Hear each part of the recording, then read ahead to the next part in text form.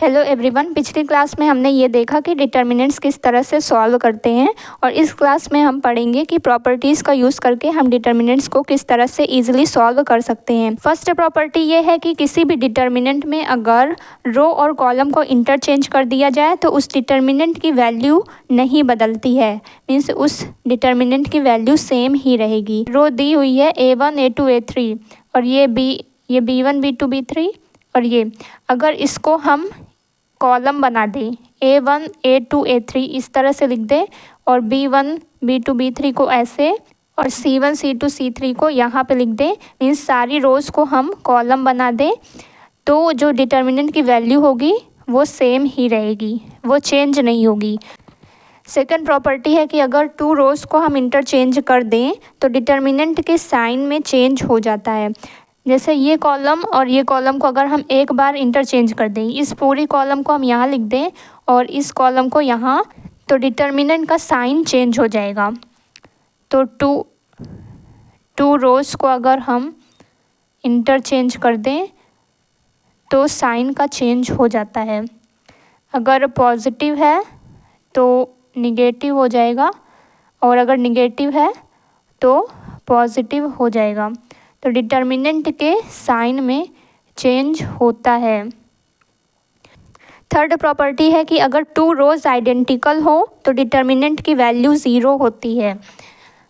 अगर to rose identical हो, two columns भी आइडेंटिकल हो सकते हैं, तो टू रोज़ या फिर टू कॉलम्स अगर आइडेंटिकल हो तो यहाँ पर जो डिटर्मिनेंट है उसकी वैल्यू ज़ीरो होती है। फोर्थ प्रॉपर्टी है कि अगर किसी भी डिटर्मिनेंट में किसी एक पूरी रो में कांस्टेंट से मल्टीप्लाई कर दिया जाए तो उस डिटर्मिनेंट में भी कांस्टेंट से मल्टीप्लाई हो जाता है। मीन्स अगर कोई डिटर्मिनेंट हमारे पास है, कांस्टेंट से अगर उसमें मल्टीप्लाई करेंगे, किसी एक रो में कांस्टेंट से मल्टीप्लाई करेंगे तो पूरे डिटर्मिनेंट में कांस्टेंट से मल्टीप्लाई हो जाता है। दूसरे शब्दों में कहें तो अगर किसी डिटर्मिनेंट में किसी एक रो में कांस्टेंट से मल्टीप्लाई है तो उस कांस्टेंट को हम डिटर्मिनेंट से बाहर ले सकते हैं। और फिफ्थ प्रॉपर्टी है कि किसी भी डिटर्मिनेंट को हम दो या दो से ज़्यादा डिटर्मिनेंट के सम में एक्सप्रेस कर सकते हैं। कोई भी डिटर्मिनेंट अगर है तो उसको हम दो अलग अलग या दो से ज़्यादा अलग अलग डिटर्मिनेंट के सम में एक्सप्रेस कर सकते हैं। अब हम सिक्स्थ प्रॉपर्टी देखेंगे। जैसा कि ये हमारे पास एक एग्जांपल है, इसमें सेकंड रो में A+2x B+2y C+2z है। तो इसको अगर फिफ्थ प्रॉपर्टी को देखें तो इससे हम दो अलग अलग डिटर्मिनेंट के सम में एक्सप्रेस कर सकते हैं। तो यहाँ पर हमने ABC ही रखा है और यहाँ पर 2x 2y और 2z को इसमें ले लिए, इस वाले में, और यहाँ पर फिर जो फोर्थ प्रॉपर्टी थी उससे हमने 2 को बाहर ले लिया है। तो इस तरह से सिक्स्थ प्रॉपर्टी, जो फोर्थ है और फिफ्थ प्रॉपर्टी, इसकी हेल्प से इस तरह से हम एक्सप्रेस कर सकते हैं। फोर्थ प्रॉपर्टी से यहाँ पर 2 हमने बाहर लिया है क्योंकि 2 पूरे में मल्टीप्लाई था, पूरे एक रो में, तो उसको हमने बाहर लिया है। और फिफ्थ प्रॉपर्टी से हमने दो अलग अलग डिटर्मिनेंट के सम में एक्सप्रेस किया है। तो जो सिक्स्थ प्रॉपर्टी है, अगर हमें फोर्थ और फिफ्थ आता है तो इस सिक्स्थ को हम ईज़िली समझ सकते हैं। तो ये है सिक्स्थ के लिए एग्जाम्पल, जिसमें हमने इस डिटर्मिनेंट को इन दो अलग अलग के फॉर्म में एक्सप्रेस किया है। इन प्रॉपर्टीज़ को एक बार हम फिर से रिवाइज़ कर लेते हैं। फर्स्ट है कि अगर रोज़ और कॉलम को इंटरचेंज कर दें तो डिटर्मिनेंट की वैल्यू अनचेंज्ड होगी, मीन्स डिटर्मिनेंट सेम ही रहेगा। अगर टू रोज़ को आपस में इंटरचेंज कर दें तो डिटर्मिनेंट के साइन में चेंज हो जाएगा। अगर पॉजिटिव है तो निगेटिव हो जाएगा और निगेटिव है तो पॉजिटिव। और यहाँ पर टू रोज़ और टू कॉलम्स भी हो सकते हैं, और अगर टू कॉलम्स को या टू रोज़ को हम इंटरचेंज कर रहे हैं, एक बार इंटरचेंज करने के बाद अगर हम दोबारा इंटरचेंज कर दें तो एक बार फिर से साइन चेंज हो जाएगा। और थर्ड प्रॉपर्टी है कि अगर 2 रोज़ आइडेंटिकल हैं और उसी तरह से अगर 2 कॉलम्स आइडेंटिकल हैं तो डिटर्मिनेंट की वैल्यू 0 होगी। और फोर्थ है कि अगर कांस्टेंट से मल्टीप्लाई है किसी पूरी रो में या फिर किसी पूरे कॉलम में तो उस कांस्टेंट को हम डिटर्मिनेंट से बाहर ले सकते हैं। फिफ्थ प्रॉपर्टी है कि किसी डिटर्मिनेंट को हम 2 अलग या 2 से ज़्यादा अलग अलग डिटर्मिनेंट के सम में एक्सप्रेस कर सकते हैं। सिक्स्थ प्रॉपर्टी है जो फोर्थ और फिफ्थ को मिलाकर बनी हुई है। एक डिटर्मिनेंट है तो उसको हम 2 अलग अलग डिटर्मिनेंट के सम में इस तरह से एक्सप्रेस कर सकते हैं। तो ये 6 बेसिक प्रॉपर्टीज़ हैं। जब हम क्वेश्चंस को सॉल्व करेंगे तो ईज़िली समझ में आएगा कि किस तरह से इसको यूज़ करना है। Minors and cofactors. एक एग्जांपल से हम देखते हैं कि माइनर्स और कोफैक्टर्स क्या होते हैं। तो हमारे पास ये एग्जांपल है, इसके लिए हम माइनर्स निकालेंगे। सबसे पहले तो माइनर किसी भी एक एलिमेंट का होता है। जैसे हमें एलिमेंट 1 के लिए माइनर निकालना है या 2 के लिए निकालना है या 3 के लिए निकालना है। इसी तरह किसी भी एलिमेंट के लिए हम माइनर निकाल सकते हैं। तो माइनर क्या होता है, अगर हमें एलिमेंट 1 के लिए माइनर निकालना है तो 1 जिस रो में है और जिस कॉलम में है उस रो को और उस कॉलम को छोड़ देने पर जो हमें ये डिटर्मिनेंट मिलता है इसी को हम लेंगे और यही हमारा माइनर होगा। तो इसके लिए हम लिखेंगे M11 means minor first row और फर्स्ट कॉलम में जो एलिमेंट है उसके लिए। 1 के लिए जो माइनर है इसके लिए लिखेंगे M11 और 5, 6, 8, 9। अब इसको हम सॉल्व करेंगे तो ये होगा 45 और ये 48। तो इसकी वैल्यू आई -3। तो 1 का जो माइनर है वो -3 है।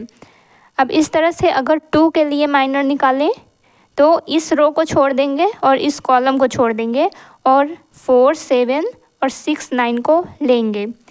तो इसके लिए हम लिखेंगे M12 और इसका डिटर्मिनेंट हमारा हुआ 4, 6 और 7, 9। तो 2 के लिए निकालना था तो इस रो को और इस कॉलम को हमने छोड़ दिया और इन एलिमेंट्स को हमने डिटर्मिनेंट में लिया। तो इसकी वैल्यू हमें आएगी 36 - 42। ये हो गया -6। तो 2 के लिए जो हमारा माइनर निकला वो है -6। अब इसी तरह से अगर 3 के लिए हम निकालें M13 यानी फर्स्ट रो थर्ड कॉलम 3 के लिए, तो इस रो को छोड़ेंगे और इस कॉलम को और ये वाला डिटर्मिनेंट लेंगे 4, 5, 7, 8।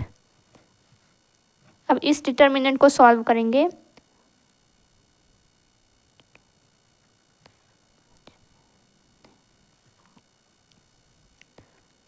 ये आ गया हमारा -3। तो इस तरह से माइनर निकालते हैं। एक दूसरा एग्जांपल हम और देखते हैं। अब ये क्वेश्चन है, इसके लिए हम माइनर और कोफैक्टर निकालेंगे और देखेंगे कोफैक्टर क्या होता है। यहाँ पर माइनर M11 के लिए M11 मीन्स 2 के लिए होगा 0, 4, 5 - 7। अब इसको सॉल्व करेंगे तो ये आएगा -20। तो ये माइनर हुआ। अब कोफैक्टर कैसे होगा, कोफैक्टर बाद में निकालेंगे, पहले माइनर निकालते हैं।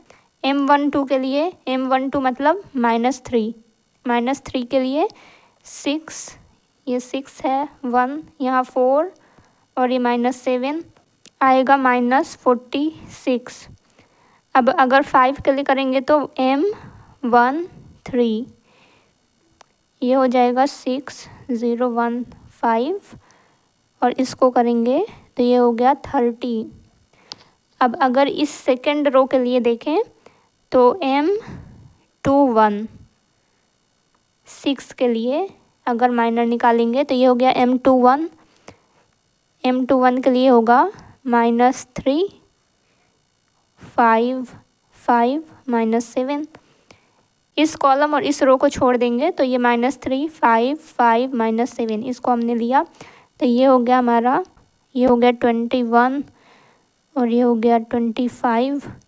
इसकी वैल्यू आई -4।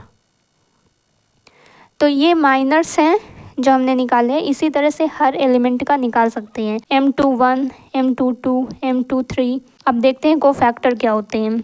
तो जब हम डिटर्मिनेंट सॉल्व करते हैं तो उसमें हर एलिमेंट के लिए हम एक साइन मार्क करके रखते हैं।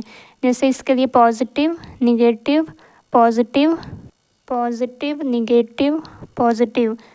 अब ये पॉजिटिव है तो ये इसके साथ निगेटिव होगा, फिर ये पॉजिटिव होगा, ये निगेटिव, ये पॉजिटिव, ये निगेटिव और ये पॉजिटिव। तो इस तरह से अल्टरनेटिव साइन को हम मार्क करते हैं। अब इसी साइन को ध्यान देना है कि हम इस साइन को कैसे यूज़ करेंगे। तो अब कोफैक्टर्स निकालना है हमें C11। अब C11 का मतलब हुआ कि इस एलिमेंट के लिए टू के लिए कोफैक्टर निकालना है। तो इसमें पॉजिटिव है और ये माइनर है, मीन्स +1, यहाँ पर हो गया +1, +1 से मल्टीप्लाई होगा -20 में, तो इसकी वैल्यू होगी -20। अब अगर C12 निकालना है, C12 मतलब -3 के लिए, तो अब यहाँ पर -1 से मल्टीप्लाई होगा -1 से -46 में, तो ये हो गया 46। अब C13 निकालेंगे तो इसके लिए हो जाएगा +30, इसके लिए 30 होगा। C21 के लिए निकालेंगे, C21 इसके लिए निगेटिव हो रहा है, तो यहाँ पर ये निगेटिव से -1 से मल्टीप्लाई होगा, -1 -4, ये हो गया 4। तो ये C21 की वैल्यू हुई। तो जो माइनर हमारे पास होता है, जब उसके साथ हम साइन को भी मल्टीप्लाई कर देते हैं, +1 या फिर -1, ये जो अल्टरनेटिव साइन है हमारे, जब इनसे मल्टीप्लाई करते हैं तो कोफैक्टर बन जाता है। तो इस तरह से कोफैक्टर निकालते हैं। तो माइनर क्या होता है, अगर 2 के लिए माइनर निकालना है तो उसकी रो और उसके कॉलम को छोड़ के जो डिटर्मिनेंट हमें मिला है उस डिटर्मिनेंट को लेंगे तो वो माइनर हुआ। और अगर उसी डिटर्मिनेंट में हम साइन को भी मल्टीप्लाई कर दें 2 के साइन से, जो पॉजिटिव हमने डिनोट किया है, अगर इसको मल्टीप्लाई कर दें तो हमें मिल जाएगा कोफैक्टर। डिटर्मिनेंट में इस तरह से साइन को डिनोट करते हैं अपने से। ये 2 का पॉजिटिव साइन नहीं है, बल्कि ये साइन हर जगह हर डिटर्मिनेंट में बाय डिफ़ॉल्ट लेंगे। तो ये हो गया माइनर और कोफैक्टर। Thank you.